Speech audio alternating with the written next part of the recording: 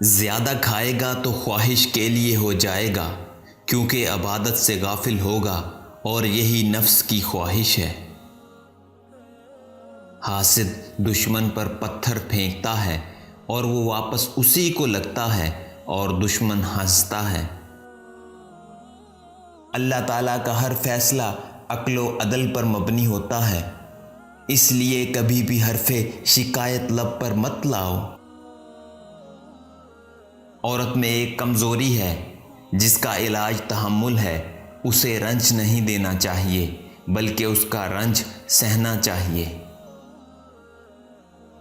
بھوک سے پہلے کھانا مکروہ ہے۔ کبھی غصے میں بھی طلاق کا لفظ زبان پر نہ لاؤ، اللہ کو یہ امر سخت ناپسند ہے اور عورت کی دل شکنی کا موجب ہے۔ سب سے بڑی جہالت اپنے آپ کو سمجھدار سمجھنا ہے۔ حسد خباثت قلب کو ظاہر کرتا ہے۔